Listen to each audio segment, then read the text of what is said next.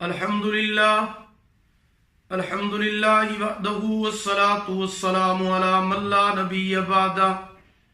अऊज़ु बिल्लाहि मिनश शैतानिर रजीम। बिस्मिल्लाहिर रहमानिर रहीम। मोहतरम सामीईन किराम, अस्सलामु अलैकुम वरहमतुल्लाहि वबरकातुहू।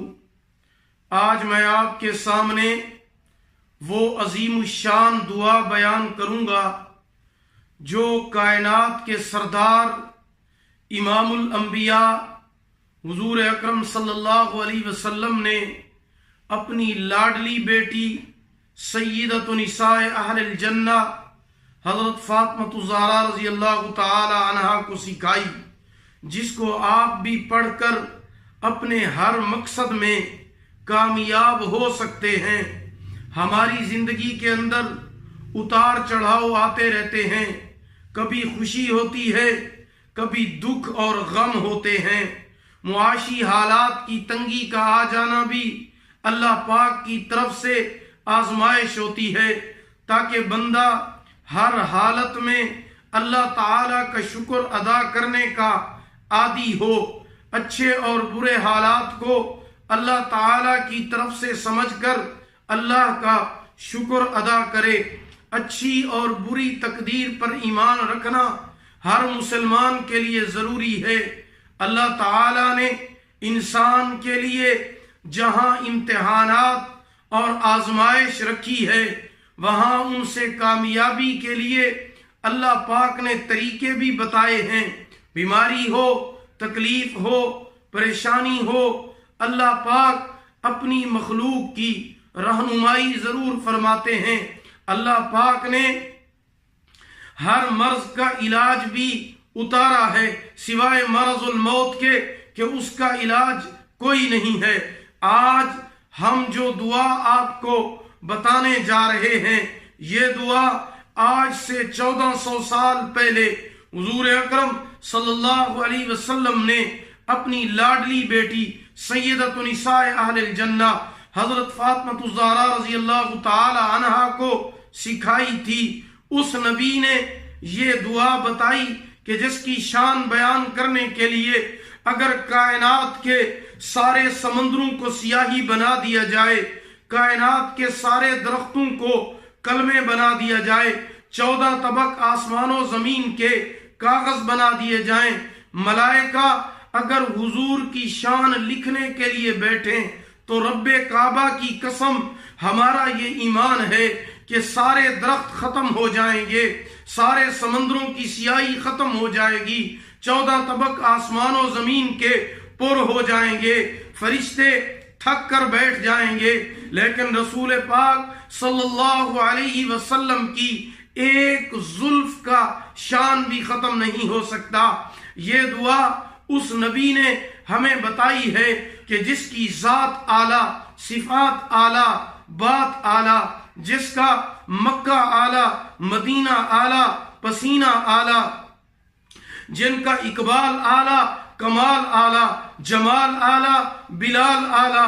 जिस तरह जमीन से आसमान बुलंद है, इसी तरह सारी कायनात से मेरे मोहम्मद अरबी सल्लल्लाहु अलैहि वसल्लम का शान बुलंद है।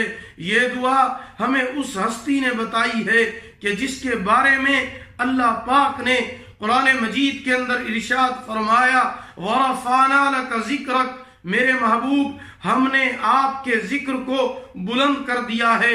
जिसके जिक्र को अल्लाह पाक बुलंद फरमा दे, जिस हस्ती पर अल्लाह पाक दरूद व सलाम पढ़ते हैं, जिसके चलने फिरने, उठने और बैठने, सोने जागने को अल्लाह पाक ने कुरान बना दिया, जिसकी जात अल्लाह पाक ने मोमिनीन के लिए शिफा बना दी, उस पाक हस्ती ने अपनी लाडली बेटी हजरत फातिमा ज़हरा को वो अमल सिखाया, वो दुआ सिखाई और फरमाया, आपने फरमाया कि देखो मेरी बेटी, सारी उम्र इंसान की एक जैसी नहीं रहती, हालात बदलते रहते हैं।